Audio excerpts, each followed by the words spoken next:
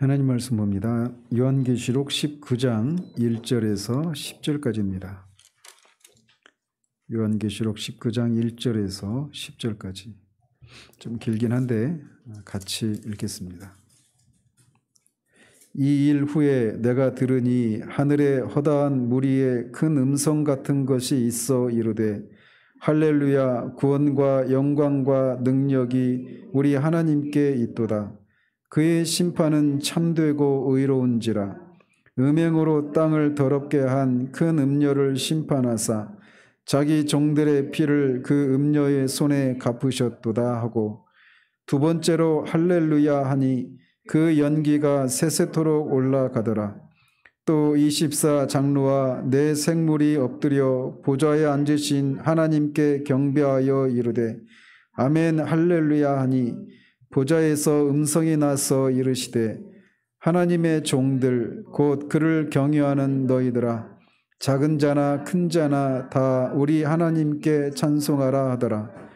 또 내가 들으니 허다한 무리의 음성과도 같고 많은 물소리와도 같고 큰 우레소리와도 같은 소리로 이르되 할렐루야, 주 우리 하나님 곧 전능하신 이가 통치하시도다. 우리가 즐거워하고 크게 기뻐하며 그에게 영광을 돌리세. 어린 양의 혼인기약이 이르렀고 그의 아내가 자신을 준비하였으므로 그에게 빛나고 깨끗한 세마포 옷을 이 세마포 옷은 성도들의 옳은 행실이로다 하더라. 천사가 내게 말하기를 기록하라.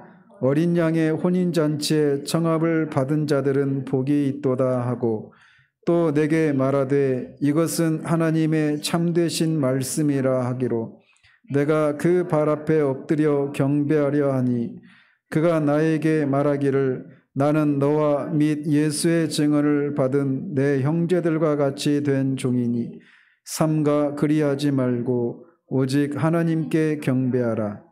예수의 증언은 예언의 영이라 하더라. 아멘.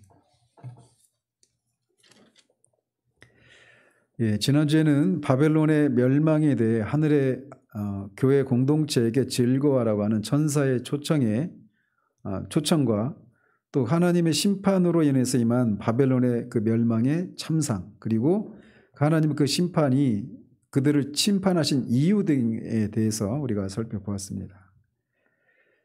자, 오늘 본문은 이미 우리가 살펴봤던 17장, 18장에 언급되었던 바벨론의 멸망과 깊은 관련이 있는 본문입니다. 그래서 실제로는 17장에서는 바벨론의 멸망에 대한 일반적인 진술, 18장에서는 좀 더 구체적인 그런 반응, 그 진술, 그 다음에 19장은 그 멸망에 대한 반응, 이렇게 얘기를 할 수가 있습니다.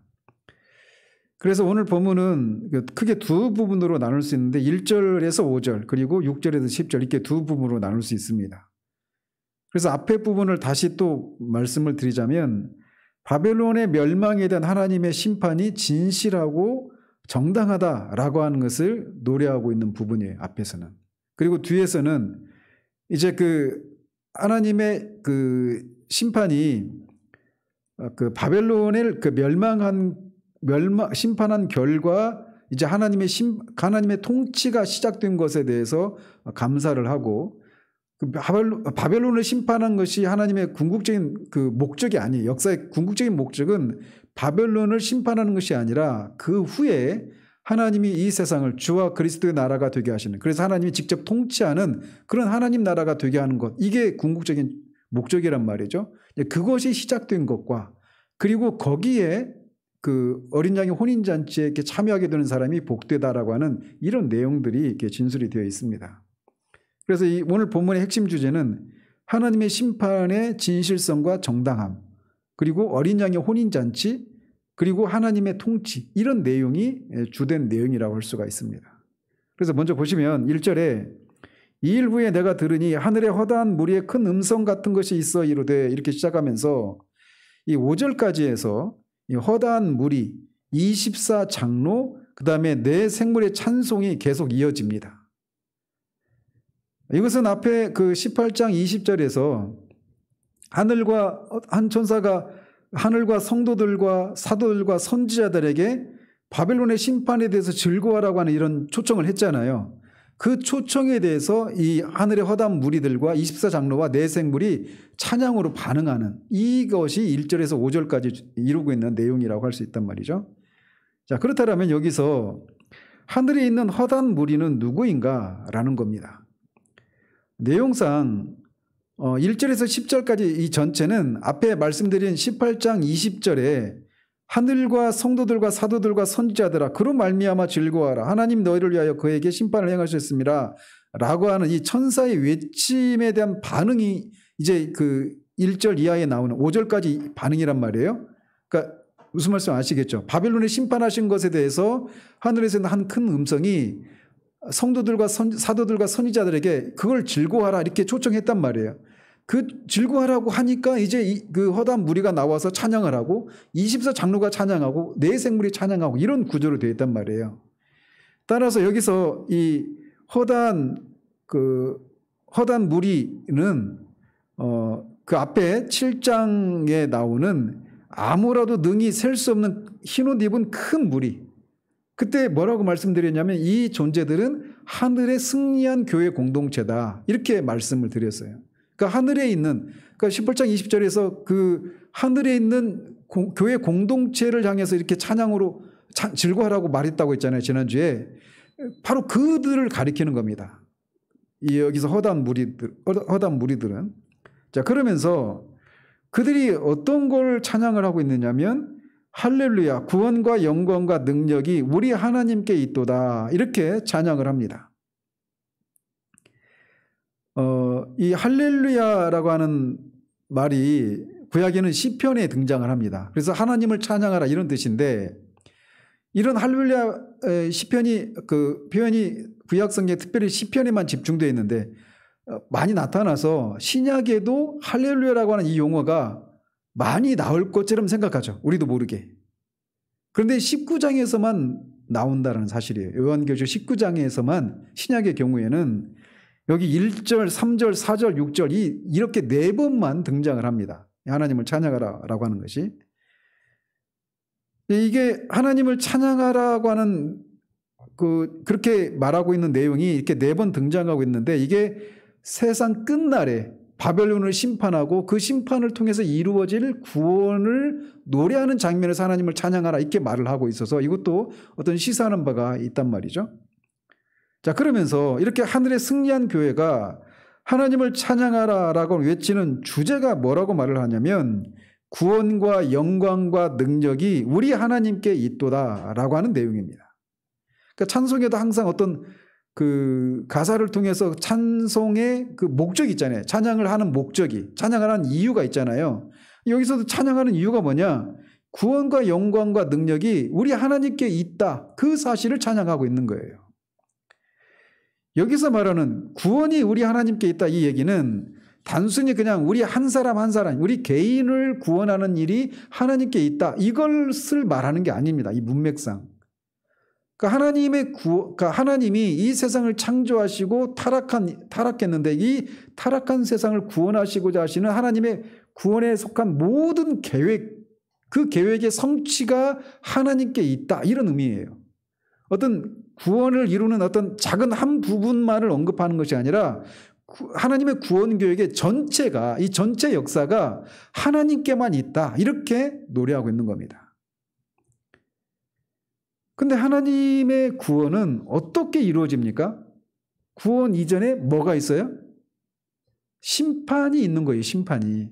심판을 행하시고 그 심판을 당하는 당하는 대상이 누군가를 압제하고 있단 말이에요. 그 심판을 받을 대상의 압제 아래 있는 그 백성들을 구원하시기 위해서는 먼저 어떤 일을 해야 되느냐면 그들을 압제하고 있는 그 대상, 심판의 대상들을 심판하시는 일이 있어야 되는 거예요. 그래서 한 개인도 그렇잖아요. 주님이 오셔가지고 이 강한 자가 무장을 할 때에는 결박을 그의 그 재산을 강탈할 수가 없잖아요. 근데 그것을 뺏기 위해서는 어떻게 해야 돼요? 먼저 강한 자를 결박하는 일이 있어야 되잖아요. 그런 것처럼 이 세상으로부터 유혹을 받고 핍박을 받은 이 하나님의 백성들, 교회 공동체를 구원하시기 위해서는 뭐가 있어야 돼요? 그들을 유혹하고 핍박하는 세상, 여기서 말하는 큰 음녀 바벨론을 심판하는 일이 먼저 있어야 구원이 이루어지는 거란 말이에요.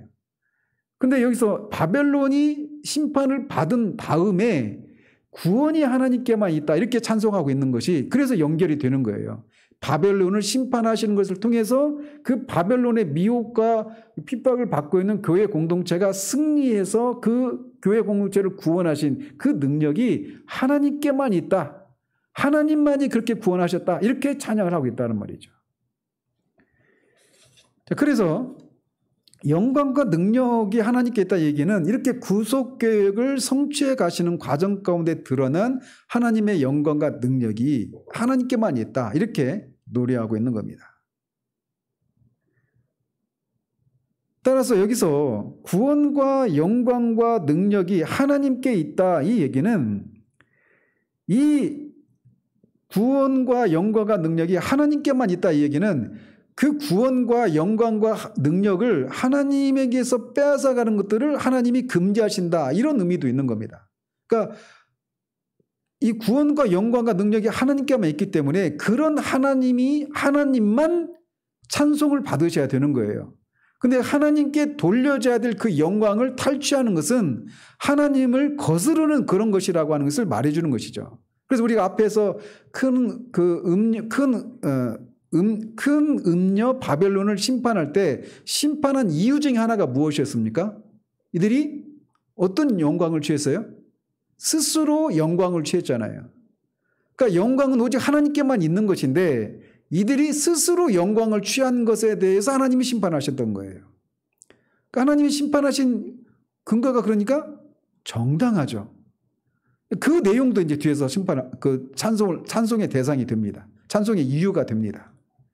그래서 2절이 바로 그걸 얘기해 주고 있는 거예요. 2절에 그의 심판은 참되고 의로운지라 음행으로 땅을 더럽게 한 큰 음녀를 심판하사 자기 종들의 피를 그 음녀의 손에 갚으셨도다 하고 이렇게 노래를 합니다. 그래서 하나님께서 큰 음녀 바벨론을 심판하신 것이 참되고 의롭다 이렇게 찬양하고 있는 거예요. 그런데 우리말 성경에서는 이 번역할 때 2절 앞에 왜냐하면이라고 하는 단어로 시작하거든요. 원문에서는. 그러니까 1절에서 왜 구원과 영광과 능력이 우리 하나님께 있도다라고 말하는 이유가 뭐냐. 그래서 그분만이 찬송을 받아야 될 이유가 뭐냐라고 하는 것을 2절에서 설명을 하고 있는 이런 방식으로 찬양이 이어진단 말이에요. 그런데 이제 그런 1절과 2절의 그 관계를 연결시켜주는 이 접속사를 번역하는 것을 생략해버리니까 1절과 2절은 아무 관계가 없는 것처럼 생각되는데 아주 관계가 있다는 것입니다. 찬양하는 이유가 뭐냐? 2절의 그 이유 때문에 그렇다. 이렇게 말하고 있는 거예요. 그래서 그럼 2절이 뭐라고 말하느냐? 그의 심판, 즉 하나님의 심판. 누구를 향한 심판? 큰 음녀 바벨론이죠. 큰 음녀 바벨론을 심판하신 그 하나님의 심판은 참되고 의롭다라고 말하는 거예요. 여기서 하나님의 그 심판이 참되다 이 얘기는 영어로는 faithful이에요. 그러니까 믿을 만하다, 신뢰할 만하다 이런 뜻이에요. 그래서 이게 어떤 뜻이냐면 하나님은 언약하신 것에 대해서 약속하신 것에 대해서 반드시 이루시는 신실하신 분, 믿을 만한 분, 신뢰할 만한 분, 성실하신 분 이런 의미라는 거예요. 그러니까 큰 음녀 바벨론을 심판하신 것이 하나님의 그런 신실하신 성품의 반영이다 이렇게 말을 하고 있는 거예요. 따라서 그 얘기는 하나님이 큰 음녀 바벨론을 심판하신 것은 하나님께서 그 큰 음녀 바벨론을 심판하시겠다라고 언젠가 약속하셨는데 그 약속에 따라서 이 큰 음녀 바벨론을 심판하고 있다 이렇게 말하고 있는 거란 말이에요. 아시겠죠? 하나님의 심판이 참되다라고 하는 뜻은 그냥 그 심판이 진짜래 이런 의미가 아니라 하나님이 이 큰 음녀 바벨론을 심판하시겠다고 하셨는데 언젠가 누군가에게 그런 약속을 하셨는데 그 약속에 따라서 실제로 심판이 이루어져서 그 약속의 성취를 통해서 하나님은 정말 약속에 성실하신 분이시구나. 약속하신 것은 반드시 지키시는 분이시구나. 이거를 노래하고 있단 말이에요. 그러면 언제 하나님이 이 큰 음녀 바벨론을 심판하시겠다고 약속하셨을까요? 앞에 6장에 그 6장 9절에서 11절에서 그 제단 앞에 있는 순교한 무리들이 있었잖아요. 그들이 우리의 피를 갚아주시기를 언제까지 우리가 기다려야 되는지 자신들의 그 피에 대해서 보복해달라고 하나님께 신원하잖아요. 근데 그때 하나님이 내 그 종들의 그 수가 차기까지 기다려라 이렇게 말씀하시잖아요. 근데 이제 그때가 찬 겁니다. 그래서 그렇게 약속하셨던 것에 대해서 하나님이 큰 음녀 바벨론을 심판하신 거예요. 그걸 통해 하나님은 약속하신 것을 반드시 지키시는 분이시다. 이게 드러나고, 그러니까 그 하나님의 참되심 때문에 하나님께 찬양을 한다. 이렇게 얘기하고 있는 거란 말이죠. 논리적인 그런 근거가 다 있는 거죠. 자, 그리고 그의 심판이 의롭다라고 하는 것은 바벨론에 대한 심판이, 하나님이 바벨론을 심판하신 것은 거짓된 판단에 의해서 심판한 것이 아니라 정당한 판단에 의해서 심판했다. 그러니까 의롭다, 정의롭다, 공의롭다라고 말씀하고 있는 겁니다. 그래서 하나님의 백성을 향해서 이렇게 그 때가 되면 그 너희들을 순교하게 한 큰 음녀 바벨론을 심판할 건데, 그 심판이 왜곡된 그 주관적인 그런 판단에 의해서 심판하신 것이 아니라 정당한 근거에 의해서 심판을 했기 때문에 음녀 바벨론을 향한 하나님의 심판은 의롭다. 이렇게 노래하고 있는 겁니다. 왜냐하면 이 음녀 바벨론은 앞에서도 말씀드린 것처럼 스스로 사치해서 누구를 영화롭게 했어요? 자기를 영화롭게 했단 말이에요. 구원과 영광과 능력은 오직 하나님께만 있는 것인데 그거를 자기가 취한 거란 말이죠. 그래서 사도행전에서도 이 야고보를 죽였을 때 헤롯이 사람들이 헤롯을 찬양하잖아요. 근데 그 영광을 자기가 취하잖아요. 그래서 바로 하나님이 그에게 벌레가 그걸 먹게 해서 그게 죽잖아요. 그러니까 하나님의 영광을 취하는 것은 하나님의 심판을 불러오는 이유가 되는 것이죠. 근데 바벨론이 그렇게 했다라는 거예요. 자, 그렇다면 바벨론이 이렇게 스스로 사치해서 스스로 자신을 영화롭게 했는데 그거를 어떤 방식으로 그걸 했을까요? 여기 보면 큰 음녀를 심판하사, 그러니까 의롭다고 말하고 두 가지를 얘기하죠. 음행으로 땅을 더럽게 한 큰 음녀, 이렇게 말을 해서 큰 음녀가 음행으로 땅을 더럽게 했다. 이 한 가지. 그 다음에 자기 종들의 피를 그 음녀의 손에 갚으셨다. 이 얘기는 그 음녀가 하나님의 종들을 피를 흘리게 했다. 핍박을 했다. 이런 의미란 말이에요. 이게 두 가지가 다 서로 연결되어 있어요. 그러니까 땅을 미혹해서 음행으로 땅을 더럽게 했다. 이 얘기는 그냥 단순히 어떤 성적인 그런 음행을 행하도록 했다. 이런 의미가 아니라 그런 것도 포함되어 있지만 더 넓게는 어떤 의미냐면 하나님께 영광을 돌리지 못하고 다른 신들을 섬기게 하는 것도 하나님의 입장에서 보면 음행을 행하는 것이 되는 거예요. 그러니까 우상 숭배의 죄가 다 음란히 그 우상을 섬겼다 이렇게 표현하는 이유도 다 그런 의미가 있는 것입니다. 근데 여기서 음행으로 땅을 더럽게 했다 할 때 그 더럽다라고 하는 단어의 시제가 미완료형이에요. 그러니까 얘기는 아직 완료가 되지 않았다는 의미란 말이에요. 미완료. 그 얘기는 뭐냐면 아직도 진행 중이고 한 번만 한 것이 아니라 지속적으로 계속 그런 일을 해왔다라는 것입니다. 그게 큰 음녀에 대한 하나님의 판단이에요. 그러니까 너희들이 큰 음녀 바벨론이 어느 한 시점에서만 그런 일을 한 것이 아니라 계속해서 지속적으로 이런 일을 해왔다라는 것입니다.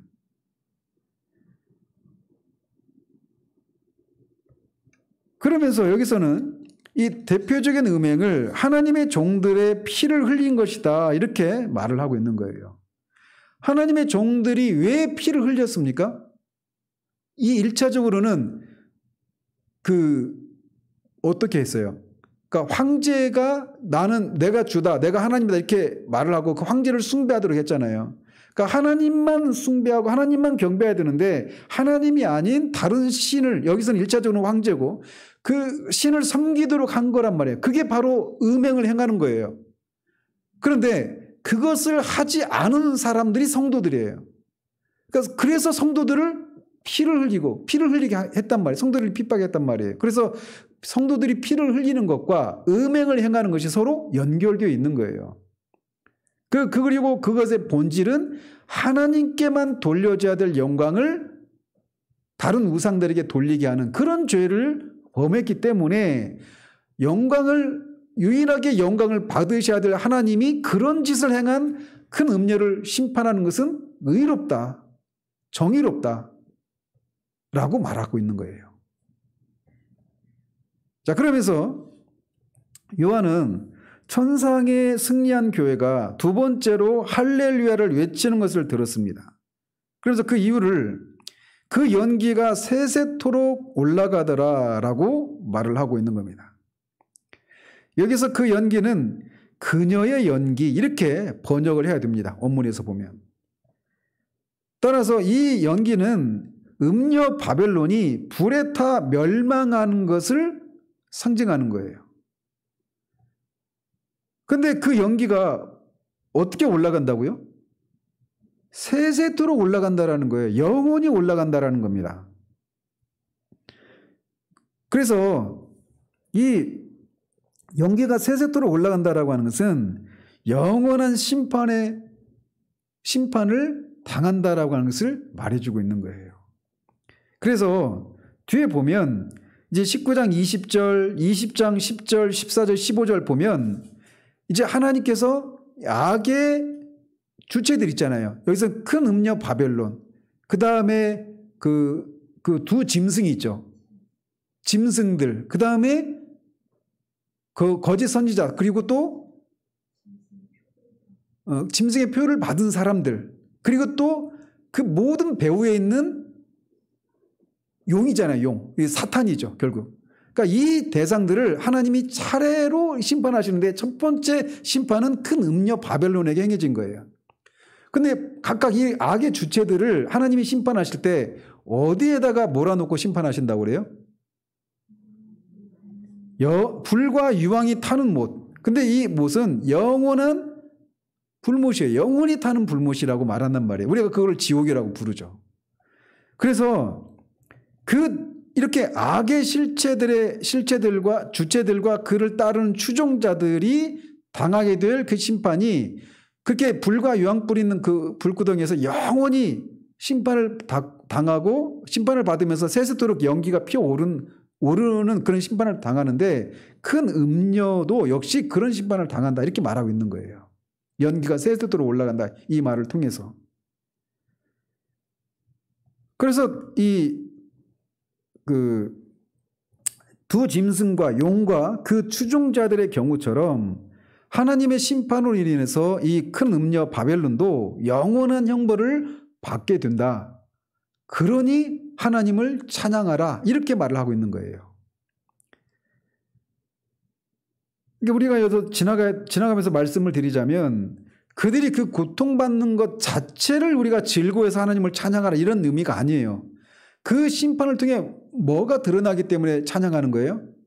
하나님의 의로우심이, 공의로우심이 드러나기 때문에 그 하나님의 공의를 찬양하는 거란 말이죠. 자, 그리고 이어서 4절에서는 24장로와 네 생물들이 찬양을 합니다. 그들은 엎드려 보좌에 앉으신 하나님께 경배하여 이르되 아멘 할렐루야 라고 찬양을 했다 이렇게 말합니다.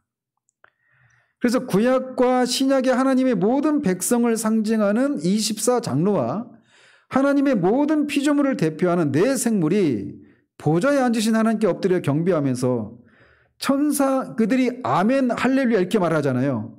그죠? 그들이 하는 찬양은 그냥 하나님을 경배하면서 아멘 할렐루야 이게 그들이 한 찬양의 전부예요.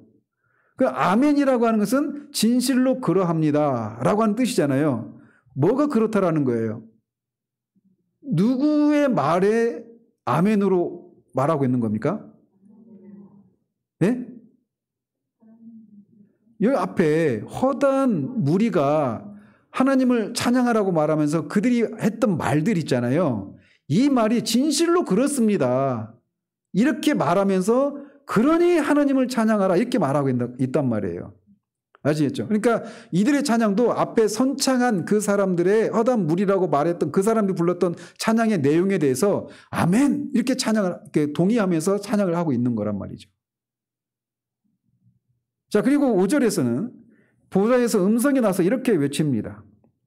이것은 바벨론의 멸망에 대해서 앞에 세 그룹의 애가가 있었잖아요.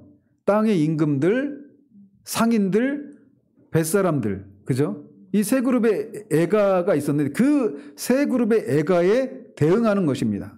그래서 세 번째 그룹이 외치고 있는 거예요. 허다한 무리, 그 다음에 24장로와 네 생물, 그 다음에 보좌에서 나온 음성, 이렇게 세 그룹의 찬양이 앞에 그 세 그룹의 애가에 대응하고 있단 말이에요. 그래서 그들이 찬양하는 내용이 뭐냐? 하나님의 종들 곧 그를 경외하는 너희들아 작은 자나 큰 자나 다 우리 하나님께 찬송하라 이렇게 찬양을 했다라고 말합니다. 근데 이 음성이 어디서 나왔다고 말하냐면 보좌에서 음성이 나왔다 이렇게 말하고 있어요. 그러면 이 보좌에서 나온 음성이 누구냐라고 말할 때는 하나님은 아니시겠죠. 그죠? 하나님이 하나님을 찬양하라 이렇게 말할 수는 없잖아요. 그리고 그 보좌에 앉으신 분이 이렇게 찬양한 게 아니란 말이에요.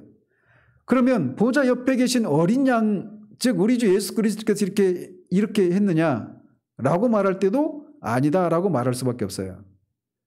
만약 그렇다면 우리 하나님께 찬양하라 이렇게 그렇게 하든지 했겠죠. 예수님이시라면. 그러면 여기서 나오는 보좌에서 나온 음성은 하나님도 아니고 예수 그리스도도 아니라면 24장로나 네 생물은 이미 찬송을 했으니까 그 대상은 아니겠죠. 그들이 아니겠죠. 그러니까 요한의 관심은 이 보좌에서 나온 음성이 누구냐 이거를 알려주려고 하는 것이기보다는 이렇게 보좌에서 나온 음성이 누구인지를 분명히 말해주지 않으면서 하늘에서 나온 음성의 신비스러움을 그냥 독자들에게 전달하기 위해서 이렇게 그 주체가 누구인가를 밝히지 않은 채 그들이 한 찬송을 전해주고 있는 겁니다. 자, 그러면서 그 음성이 외친 것은 하나님의 종들, 즉 그를 경외하는 너희들라 크고 작은 모든 자가 다 우리 하나님께 찬송하라 라고 하는 것이었어요. 자, 여기서 바벨론의 심판을 통해서 나타난 하나님의 참되심과 의로우심을 찬양하는 것은 이 보좌에서 나온 음성이 큰 자나 작은 자, 성도들아, 즉 하나님을 경외하는 모든 자들, 큰 자나 작은 모든 자들이 하나님을 찬양하라 이렇게 말하고 있어서 하나님을 찬양하는 것은 어떤 찬양에 대한 특별한 은사를 가진 사람들만 하는 것이 아니라 성도들이라면 마땅히 하나님을 찬양해야 된다라고 하는 것을 말해주고 있는 겁니다. 그러면서 그 음성이 성도들에 대해서 어떻게 정의를 하고 있습니까? 하나님의 종들, 성도들을 그렇죠. 하나님의 종들이면서 하나님을 경외하는 자들 이렇게 말을 하고 있는 거예요.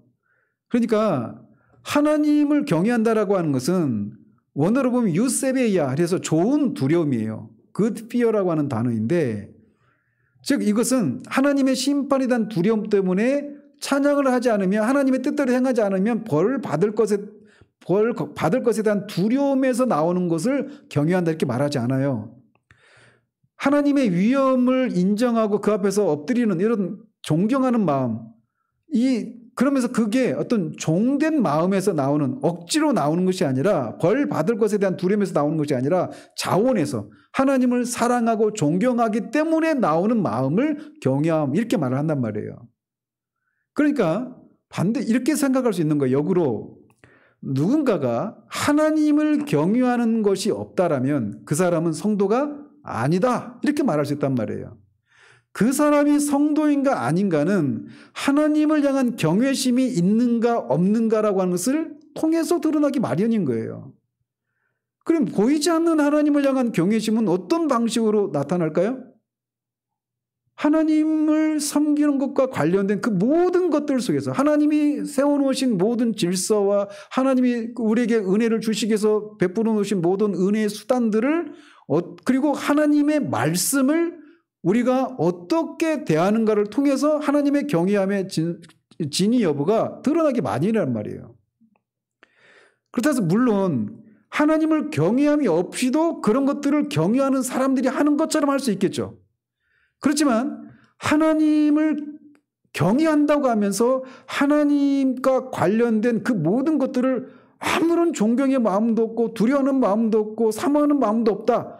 그렇다면 그 사람은 하나님을 경외하는 사람이 아니고 따라서 그는 성도가 아니다. 이렇게 결론을 내릴 수 있는 거예요. 그래서 성도라면 그는 당연히 하나님을 경외하는 사람이어야 한다는 것입니다.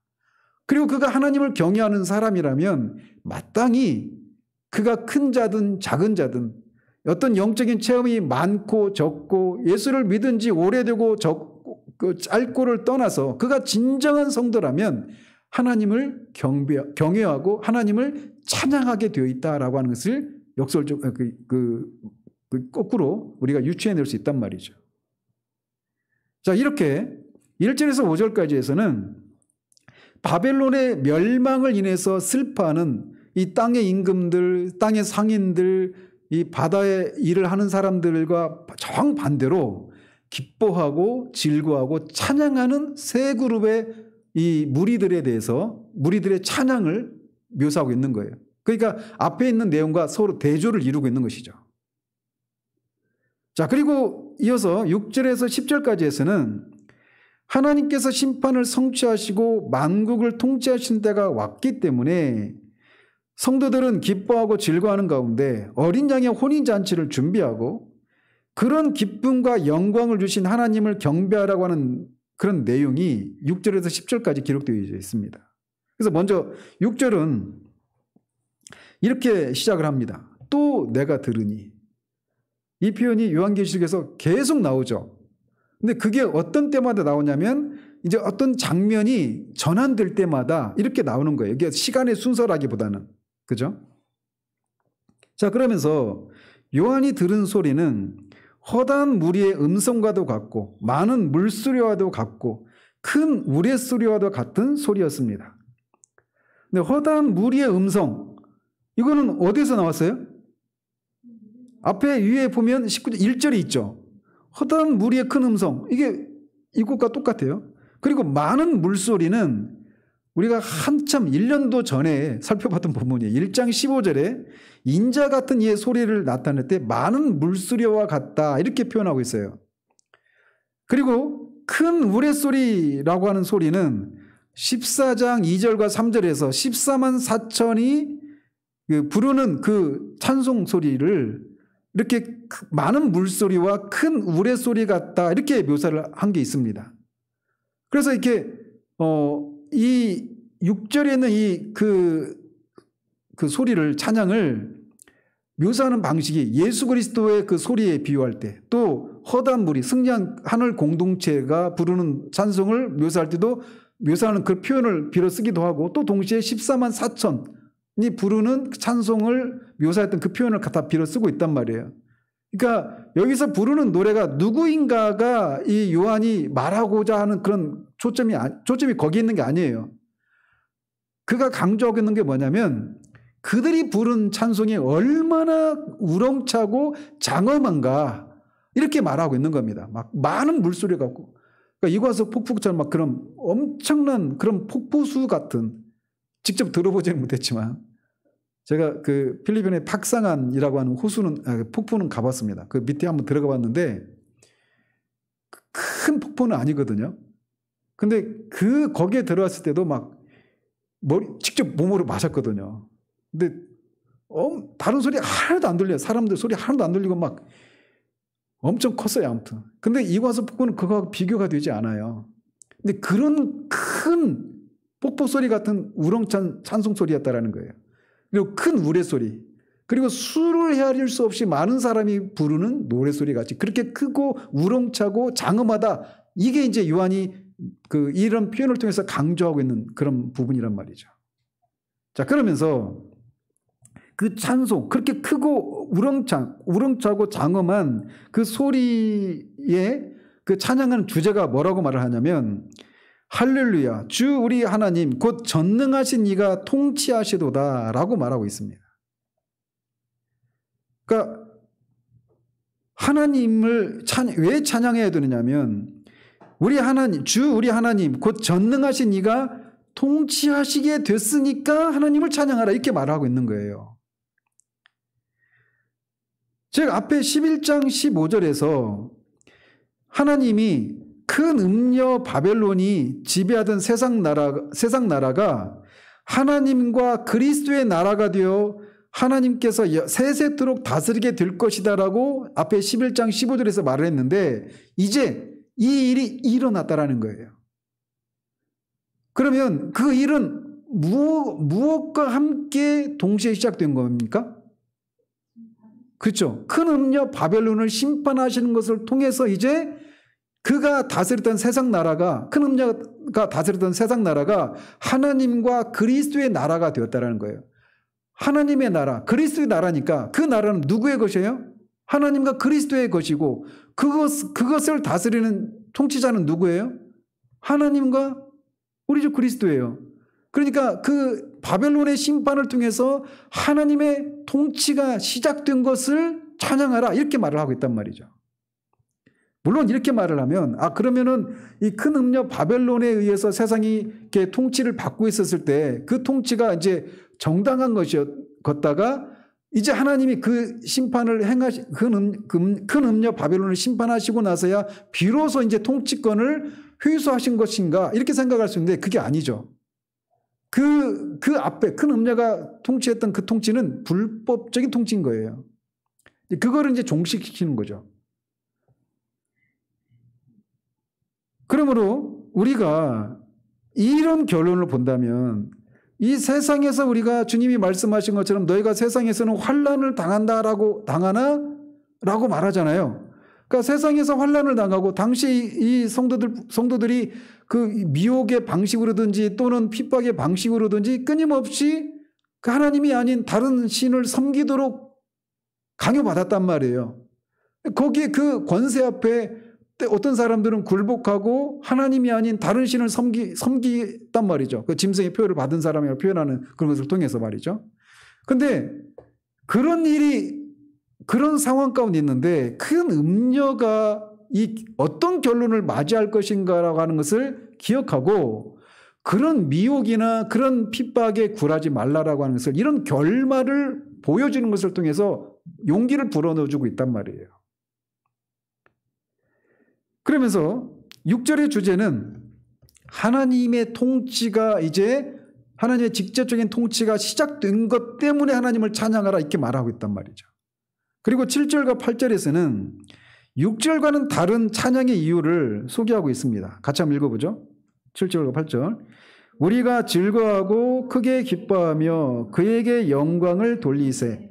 어린 양의 혼인 기약이 이르렀고 그의 아내가 자신을 준비하였으므로 그에게 빛나고 깨끗한 세마포 옷을 입도록 허락하셨으니 이 세마포 옷은 성도들의 옳은 행실이로다. 자, 먼저 그 7절 상반절에서 하늘의 허다한 무리들이 즐거워하고 크게 기뻐하고 하나님께 그 영광을 돌리며 찬송하는 이유가 그 7절 하반절에 의하면 뭐 때문에 그렇다라는 거예요? 어린 양의 혼인 기약이 이르렀고 그 혼인 잔치를 위해서 어린 양의 아내가 준비되기 때문에 즐거워하고 크게 기뻐하라고 말하고 있는 거예요. 자, 여기서 계시록에서 어린 양은 누굽니까? 예수 그리스도를 가리키죠. 그리고 그의 신부는 일단 먼저 교회죠. 그러니까 교회, 그리고 교회의 지체인 우리, 그러니까 교회가 신부라면 교회의 지체인 우리도 그리스도의 신부인 거죠. 그죠?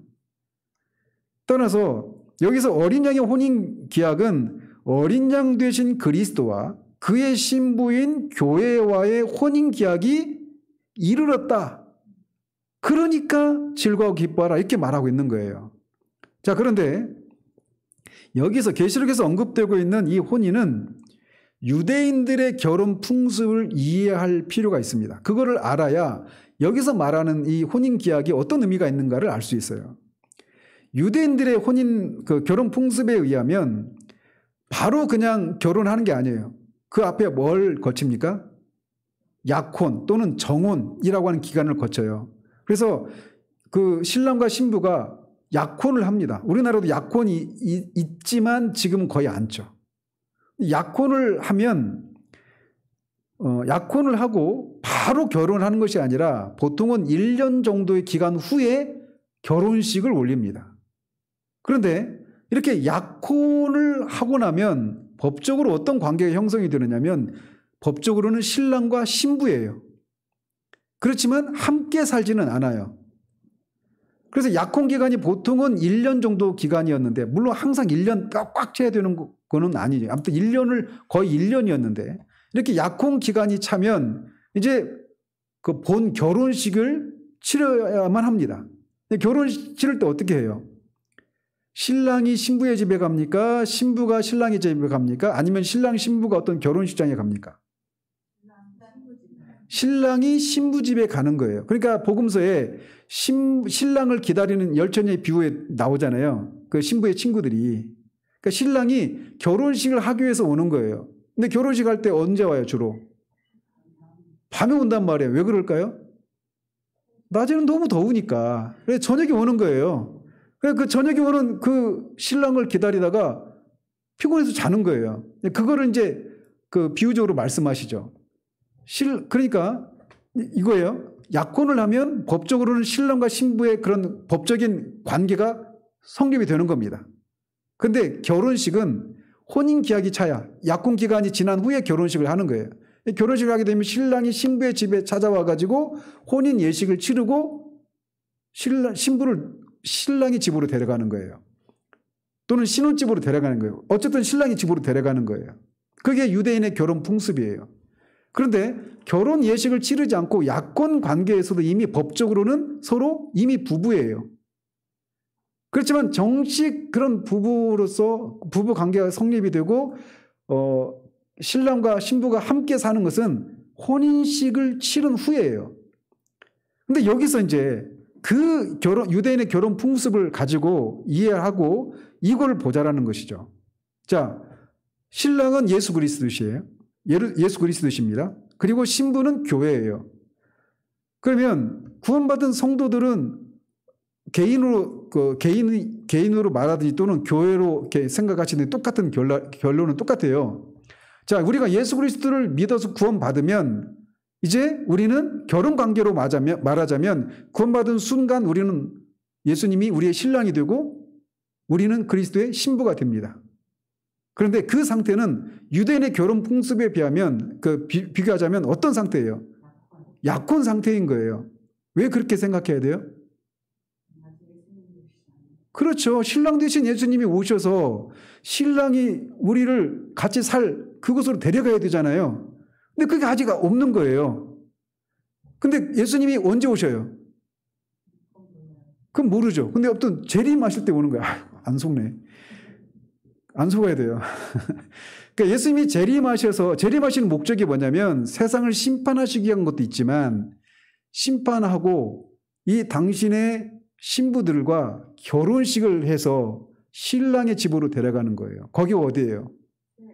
사 예루살렘, 새 하늘과 새 땅이에요. 그러니까 그런데 그 일이 일어나기 전에도 예수님은 교회의 신랑이시고 교회는 그리스도의 신부인 거예요. 그러니까 법적인 그런 관계는 변함이 없는 겁니다.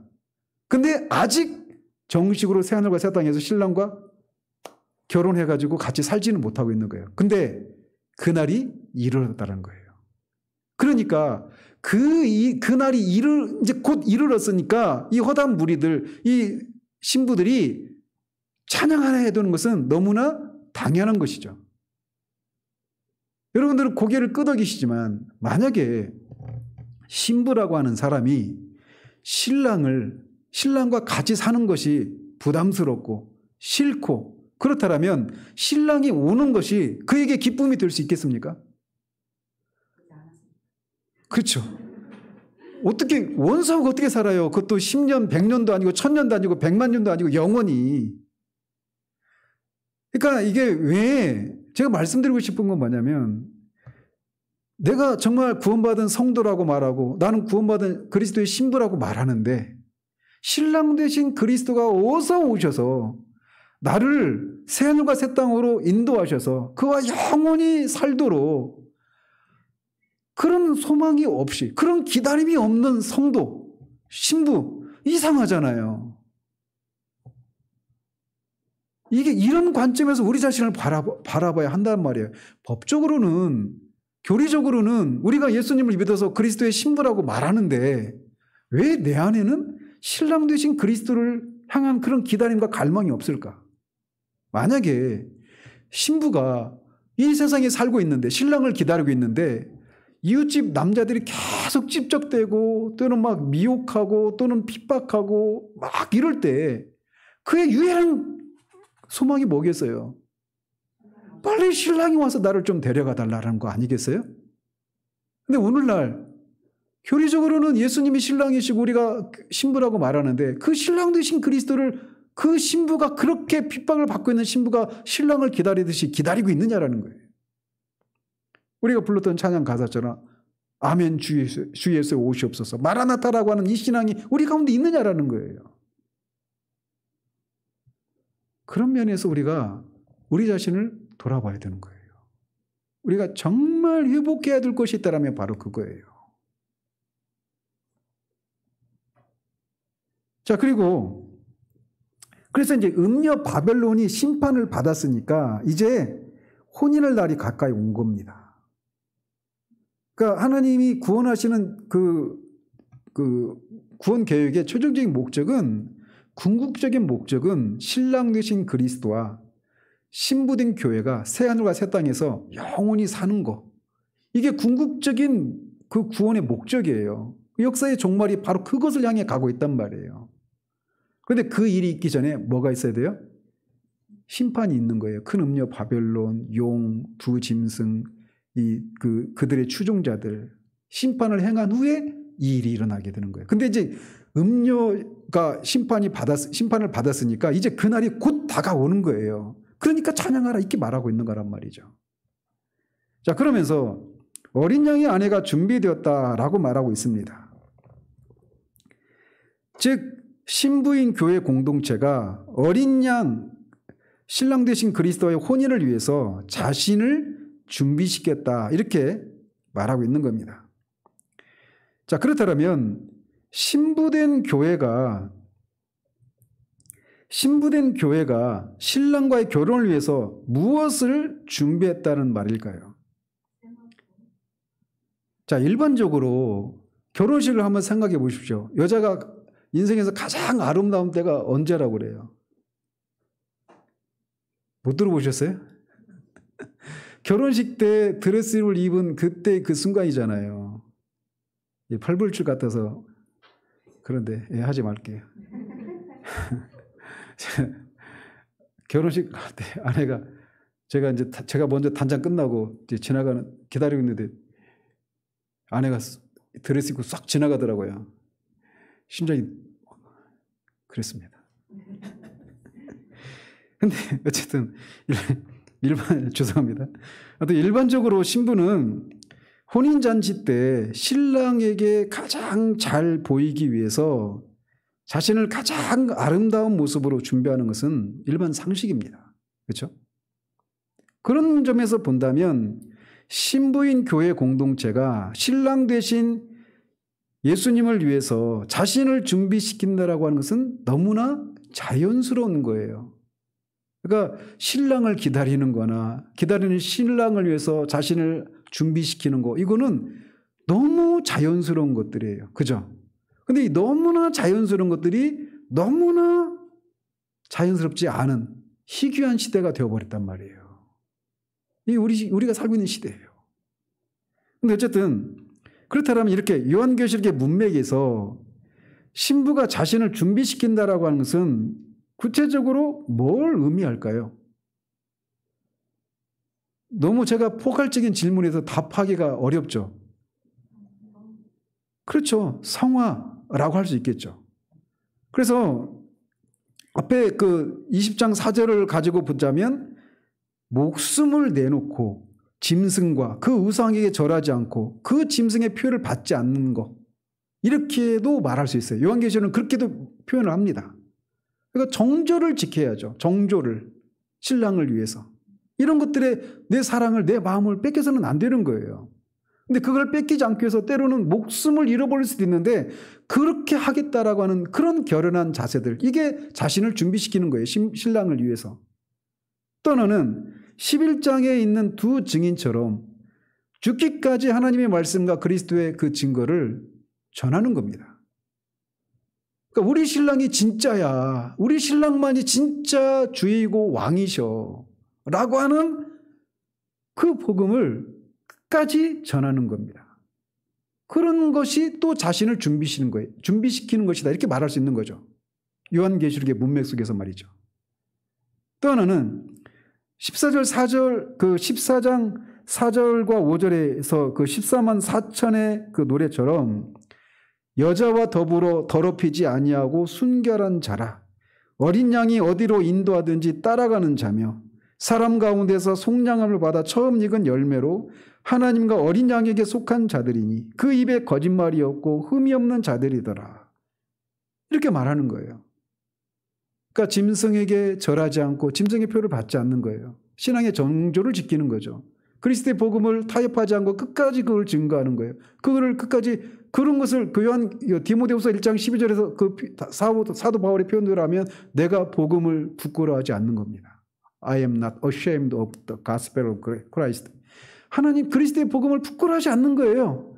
그 그리스도의 복음 때문에 사도는 지금 감옥에 갇혀서 지금 언제 죽을지 모르는 상황인데 그 복음 때문에 지금 죽을 형편에 있는데 그 복음을 전한 그 결과가 우리가 살고 있는 이 세상에서 흔히 지금 전해지고 있는 것, 그런 가르침처럼 예수님을 믿었더니 하나님이 나에게 복을 주셔가지고 자녀들 잘 되고 현세 이런저런 복을 주셨다, 이렇게 말할 수 없는 정반대 상황 가운데 있잖아요. 사도 바울이 언제 죽을지 모른단 말이에요. 복음을 증거하지 않았다라면 그는 감옥에 갇힐 일이 없었던 사람이란 말이에요. 근데 그 복음 때문에 감옥에 갇혀서 죽을 위기에 있는데 그가 그렇게 말하는 거예요. 나는 복음을 부끄러워하지 않는다라고 말이죠. 두 증인처럼 우리도 그렇게 복음을 부끄러워하지 않고 복음을 끝까지 증거하는 그런 삶을 사는 것, 그게 신랑 되신 그리스도를 위해서 우리가, 신부된 우리가 준비하는 거예요. 자기를 정결케 하는. 결국 이 사람들은 앞에 2장과 3장에서 말하는 오고 오는 모든 세대를 대표하는 그런 교회에게 끊임없이 주님이 뭐라고 말씀하십니까? 어떤 약속을 해주셔요? 맨 마지막에 이기는 자들은 이라고 말하면서 내가 이런저런 것들을 주시겠다 약속하시잖아요. 그러니까 결국 이 모든 것들을 대항해서 이기는 자들이라고 말할 수 있는 거예요. 그 이기는 삶을 사는 것, 이게 자기를 준비시키는 거예요. 그리고 8절 상반절에서는 신랑이신 어린 양 예수 그리스도가 그의 신부에게 결혼 예복을 선물한 사실을 기록합니다. 그런데 그 결혼 예복이 어떻게 되어 있다고요? 빛나고 깨끗한 세마포라고 말하고 있어요. 그러니까 세마포는 흰색입니다.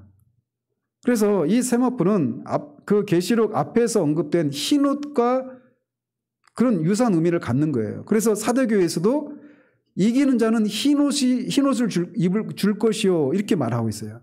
그리고 라오디가 교회를 향해서도 너희가 흰옷을 사라, 이렇게 촉구하고 있죠. 그리고 7장 9절에서도 천상에 셀 수 없이 많은 무리가 입고 있는 옷이 어떤 옷이었어요? 흰 옷이었어요. 흰 옷. 그리고 7장 14절에서는 그 옷이 어린 양의 피에 씻어 희게 되었다라고 말하고 있습니다. 그리고 19장 14절에서는 하늘에 있는 군대들이 희고 깨끗한 세마포를 입고 있다, 이렇게 묘사를 하고 있어요. 따라서 이 예수 그리스도의 어린 양의 피에 씻어서 희게 되었다. 이 얘기는 결국 그리스도의 의로 옷을 입은 사람들, 그러니까 그리스도의 보혈의 공로로 의롭게 된 사람들, 이런 뜻도 있고, 또 동시에 중의적인 의미가 있는 거예요. 그러니까 칭의라고 하는 이런 측면과 관련된 것을 그렇게 묘사할 때도 흰옷이라고 말을 하고, 그들이 또 싸워서 이겨서 이긴 것에 따라서 입게 된 옷, 그러니까 이게 아까 여러분이 대답하신 것처럼 성화와 관련된 것들, 그리고 앞에서 말씀드린 것처럼 자기를 단장하는 것, 자기를 준비시키는 그런 행동, 이걸 신학적으로 성화라고 하잖아요. 그죠? 그것을 입은 그런 상태를 흰옷을 입었다. 빛나고 깨끗한 세마포 옷을 입었다. 이렇게 묘사하고 있는 거예요. 그래서 결론적으로 이들이 이렇게 어린 양의 혼인잔치에 참여할 수 있는 근거는 그들이 자신들을 준비시키기 위한 그런 준비를 했기 때문입니까? 먼저 어떤 일이 있어야 돼요? 어린 양의 피에 그들의 옷이 깨끗하게 되어지는 일이 있고 나서 그 의에 힘입어서 실제적으로 자신을 정결하게 하는 그런 삶이 있는 사람들이 그 어린 양의 혼인잔치에 참여하게 되는 거예요. 아시겠죠? 그러니까 이게 이제 칭의와 성화의 관계로 또 돌아가면 또 얘기가 또 한참 또 길어져야 되니까 그냥 결론적으로만, 오늘 또 설교 좀 길어져서 좀 부담인데 벌써 마음이 쫓기는데 한 장을 더 해야 되거든요. 근데 그러니까 예수 그리스도를 믿어서 내가 구원을 받았다라고 하는 것이 그 진실성은 두 가지로 나타납니다. 그 믿음의 진실성은 두 가지로 나타나요. 하나는 자기 절망의 진실성. 그러니까 자기 절망이 있는 거예요. 내가 예수 그리스도를 믿음으로 구원을 받았다고 말할 때는 오전에도 말씀드린 것처럼 내가 하나님의 영원한 심판을 받아 마땅한 그런 존재라고 하는 자기의 자기의 부패성, 그뿐만 아니라 그 심판에서 무엇으로도 벗어날 수 없다고 하는 자기의 전적인 부패, 전적인 그런 무능력, 그로 인해서 자기 자신에 대해서 절망하는 거예요. 자기 자신의 어떤 것도 기대할 수 없고 신뢰할 수 없는. 그래서 예수 그리스도를 믿는다라고 할 때는 그렇게 자신의 전적인 부패와 전적인 무능력을 인해서 자기 자신을 신뢰하지 않는 그런 자기 절망의 상태가 있느냐 없느냐가 그 사람이 예수를 믿는 것이 진짜인가 아닌가를 알아낼 수 있는 한 가지 시금석이에요. 그 또 하나는 내가 정말 예수 그리스도를 믿어서 구원받았다고 할 때 그 사람은 반드시 어떤 게 나타나요? 성화의 그런 삶의 열매들이 반드시 나타나게 되어 있습니다. 근데 뭘로부터 시작돼요? 예수 그리스도를 믿음으로부터 시작하는 거예요. 예수 그리스도를 믿음으로 의롭게 되는 일이 먼저인 거예요. 그리고 나서 그것의 진실성이 여기 요한계시록의 표현대로 하자면 자기를 준비시키는 이런 모습으로 나타나게 된단 말이에요.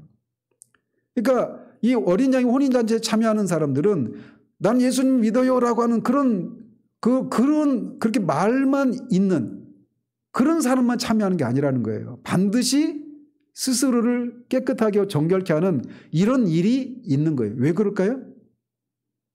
그 사람은 신부니까, 신랑을 기다리는 신부니까 신랑을 위해서 자기를 깨끗하게 하고 단정하게 하고 준비시키는 것은 너무 당연하잖아요. 그죠? 그래서 그 얘기를 하는 겁니다. 그 혼인 기약 잔치가 이제 가까이에 왔으니까 기뻐하라는 거예요. 근데 이게 기쁨이 될 수 있는 사람들은 누구예요? 진짜 성도들. 진짜 성도들.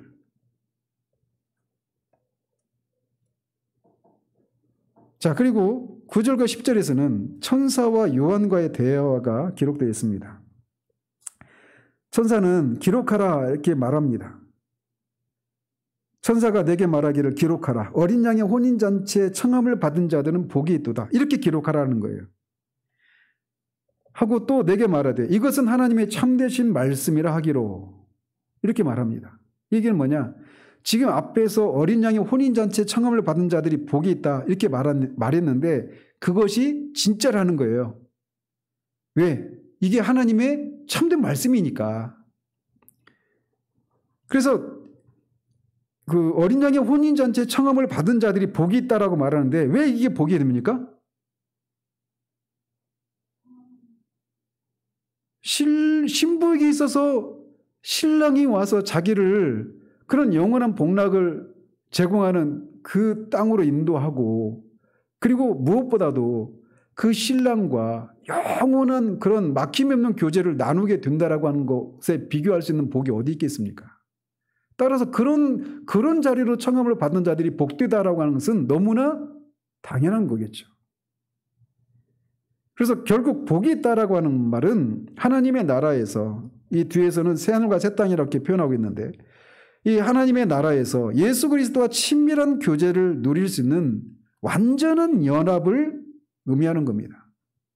그러니까 이 세상에서는 그렇게 외간 남자라고 이렇게 제가 부를 수 있는 그런 세상의 그런 이놈도 찝쩍거리고 저놈도 찝쩍거리고 막 때로는 힘으로 막 짓누르려고 하고 계속 그렇게 시달리고 있는데, 근데 그 속에서 끝까지 신랑 되신 예수 그리스도를 향한 신앙의 정조를 잃어버리지 않기 위해서 때로는 목숨까지도 막 희생할 각오로 이렇게 싸우고 있는데, 그 싸움이 다 끝나고 신랑이 마침내 백마탄 왕이신 신랑이 와서 자신을 찝적대고 괴롭혔던 그 모든 원수들을 물리치시고 자신을 그 만왕의 왕이시고 만주의 주이신 그리스도의 신부라고 온 천하에 공개하고 그에게 새하늘과 새 땅에서 그 기다렸던 주님과 아무런 막힘 없는 교제를 나누는 것, 이것이 신부에게, 그것 말고 신부에게 가장 큰 복이 어디 있겠냐라는 것이죠.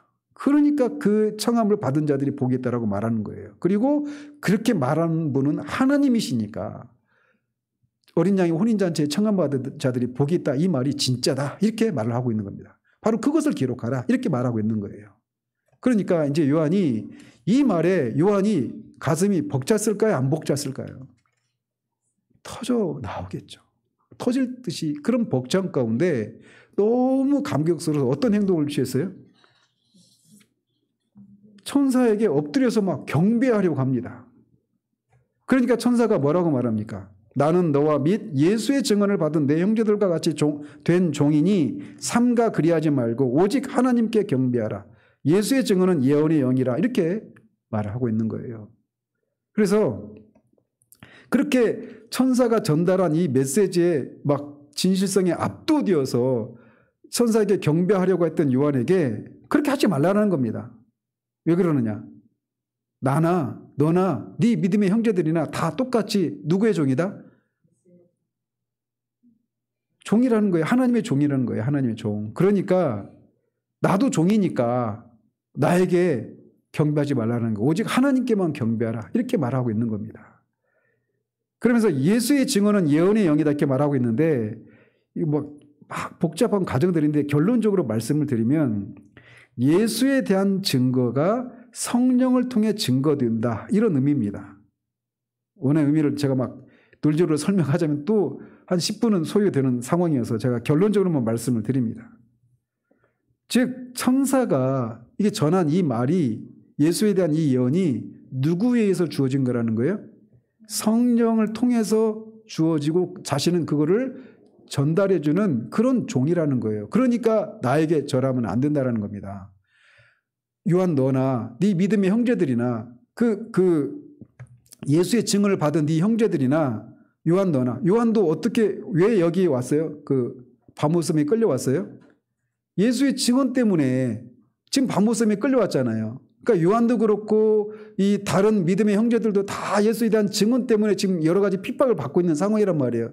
근데 그들이 증언을 한 사람들이니까 그들이 할 일은 뭡니까? 증언하는 일이에요. 증언하는 일. 예수 그리스도의 복음을 증언하는 사람들입니다. 그러니까 근데 그들은 다 누구의 한결같이 다 그리스도의 종이요 하나님의 종이란 말이에요. 그런 것처럼 이들이 받지 못했던, 그들에게 이 요한이나 다른 종들에게 주지 않은 그런 예수에 대한 증언, 이거를 천사가 새로운 증언을 가지고 왔잖아요. 근데 이 요한의 입장에서 보면 이 얘기를 처음 듣는 거잖아요. 그렇지만 그럼에도 불구하고 이 요한에게 예수에 대해 증언을 전달해 주는 이 천사도 그냥 메신저라는 거예요. 성령을 통해서 증거된 그 예수에 대한 증언을 전달해주는 그냥 사자라는 겁니다. 메신저라는 거예요. 전달자라는 거예요. 메시지 그 자체가 아니라. 그러니까 나한테 경배하지 말라 이렇게 얘기하고 있는 거란 말이에요. 오늘 우리가 살펴본 내용이 그런 내용들입니다. 그래서 지금은 세상이 우리를 압도하는 것처럼 보이지만 이 세상은 결국 최종적인 심판을 받게 된다는 겁니다. 이 세상이 최종적으로 심판을 받게 되면 무슨 일이 일어나요? 우리가 혼인잔치에 참여하게 될 거라는 거예요. 그 전에도 우리는 그리스도와 약혼을 한 입장에서 그리스도의 신부예요. 그러니까 신랑은 신부의 입장이 뭡니까? 성혼문을 할 때 비가 오나 눈이 오나 바람이 부나 어떨 때나 슬플 때나 기쁠 때나 어떻게 해야 돼요? 신랑은 아내를 사랑하고 보호할 임무가 있는 거예요. 의무가. 근데 그리스도가 그 일을 합니까? 안 합니까? 하셔요. 지금도. 근데 아직은 유대인의 결혼 풍습에 따르면 약혼한 상태예요. 그러나 법적으로는 신랑과 신부예요, 이미. 그래서 신랑의 의무를 신랑이 하는 거예요. 이 세상의 교회를. 그렇지만 이제 그 음녀 바벨론을 심판하게 되면 이제 결혼식이 있다라는 거예요. 우리는 그 지점을 향해 가고 있는 겁니다.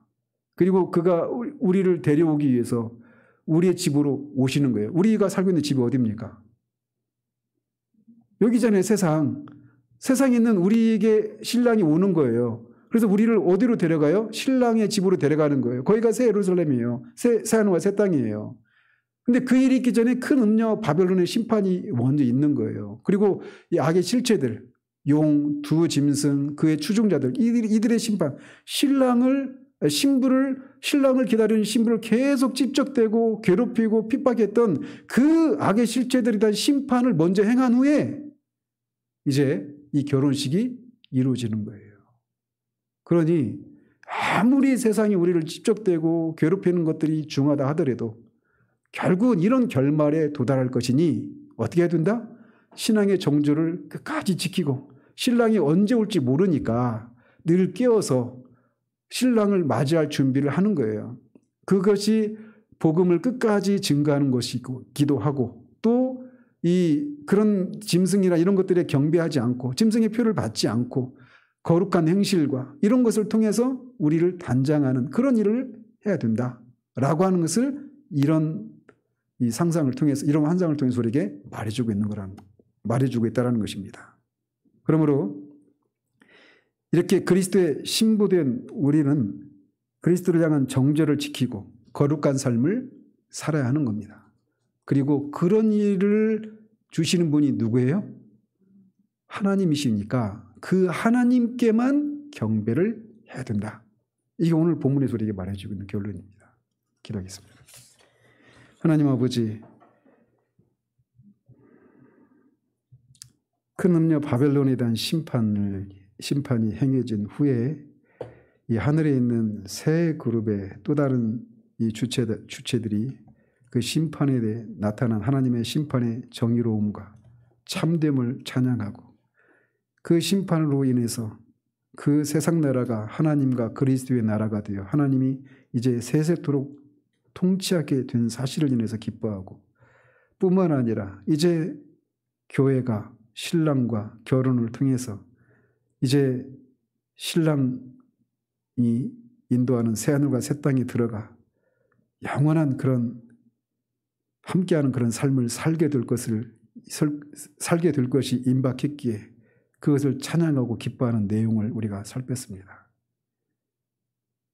우리가 신랑 되신 그리스도를 기다리는 신부된 사람들이라는 것을 기억하며 신랑이 속히 오실 것을 기다리는 갈망하는 그리고 신랑이 언제 오든지 정결한 모습으로 외간 남자에게 마음을 뺏기거나 몸을 뺏기는 영혼을 뺏기는 그런 것이 아니라 정말 온전히 준비된 상태로 그렇게 신랑을 기다리는 그런 삶을 통해서